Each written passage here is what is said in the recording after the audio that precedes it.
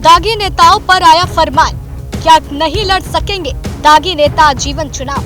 ताउम्र ban पर supreme court का आया जवाब, अब कैसे देखेगी दागी नेताओं को केंद्र सरकार। लोकतंत्र, जिसे भारतीय भाषा में एक मंदिर भी कहा गया है, जहां चलती है देश को चलाने की सारी प्रक्रिया, मगर देश को सुधारने और संवारने के संकल्प के बीच चर्चा इस बात की भी है कि जो देश को अपराध मुक्त बनाने का ख्वाब देखते हैं, परिकल्पना करते हैं, लेकिन वो कैसे संभव है जब बिल पारित करने वाले में आधे से ज्यादा नेताओं को पर दागी का टैग लगा हो। क्या दागी नेताओं को संसद माफ नहीं कर सकती? क्या दागी नेताओं को ताउम्र बैन करना सही है? क्या दागी नेताओं को चुनाव नहीं लड़ना चाहिए? अगर यह होता है तो लोगों के बीच क्या संदेश पहुंचेगा? ये तमाम सवाल हैं जो आज से ही नहीं बल्कि दशकों से लोगों के जहन में चल रहे हैं। अपराध मुक्त भारत का स्वप्न कैसे साकार होगा, यह भी मुख्य प्रश्न चिन्ह की तरह सत्ता पर काबिज सरकार के माथे पर चिपका हुआ है।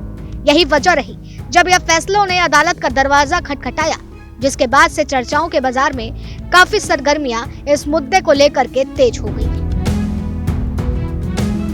बताते चले कि आपराधिक पृष्ठभूमि वाले या फिर अपराध की सजा पाए लोग जीवन भर चुनाव लड़ सकेंगे या नहीं, इस पर संसद निर्णय करेगी। सरकार ने सुप्रीम कोर्ट के हलफनामे देकर अपना रुख साफ कर दिया है। सरकार ने यह हलफनामा जनप्रतिनिधित्व अधिनियम 1951 के धारा 8 और 9 को सुप्रीम कोर्ट में चुनौती दिए जाने वाली याचिका पर सुनवाई के दौरान दिए गए नोटिस के जवाब में दाखिल किया है। ये धाराएं किसी भी जनप्रतिनिधि के अपराध साबित होने और सुनाई गई सजा पूरी होने के 6 साल बाद तक चुनाव लड़ने से प्रतिबंधित करती है। इसे ही चुनौती दी गई है। सुप्रीम कोर्ट के जस्टिस दीपांकर दत्ता और जस्टिस मनमोहन के पीठ में 10 फरवरी को हुई सुनवाई के दौरान सरकार से हैरानी जताते हुए पूछा था कि आपराधिक मामलों में दोषी ठहराया गया कोई व्यक्ति विधायी सदन में वापस कैसे जा सकता है।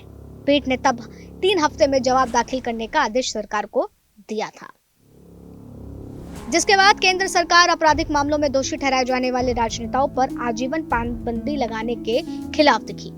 केंद्र ने बुधवार को सुप्रीम कोर्ट में इसका विरोध किया, कहा कि 6 साल के लिए डिस्क्वालिफिकेशन पर्याप्त है।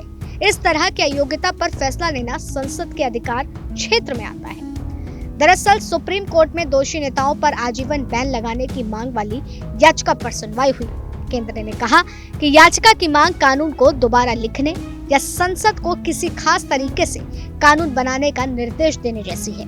ये पूरी तरह से न्यायिक समीक्षा की शक्तियों के विपरीत है। वहीं वकील अश्वनी उपाध्याय ने 2016 में जनहित याचिका लगाई थी, जिसमें जनप्रतिनिधित्व अधिनियम 1951 की धारा 8 और 9 की संवैधानिक वैधता को चुनौती दी गई थी। उन्होंने पूछा था कि राजनीतिक पार्टियों को यह बताना चाहिए कि आखिर वे अच्छे छवि वाले लोगों को क्यों नहीं खोज पाते हैं। याचिका में कहा गया था कि देश में सांसदों, विधायकों के खिलाफ क्रिमिनल केसों को जल्द खत्म किया जाए और दोषी राजनेताओं पर आजीवन प्रतिबंध लगाया जाए। आजीवन अयोग्यता पर अधिकतम पेनल्टी हो, जो प्रावधान के तहत लगाई जा सकती है। ऐसे अधिकार संसद के पास है। यह कहना अलग है कि एक शक्ति मौजूद है और यह कहना दूसरी बात है। इसका हर मामले में अनिवार्य रूप से प्रयोग किया जाना चाहिए, जिसको लेकर के तर्क वितर्क वाली स्थिति बीते दिन पैदा हुई। लेकिन अब चर्चाएं इस बात की हैं कि क्या अब संसद इस पूरे मामले को आखिर कैसे देखेगी।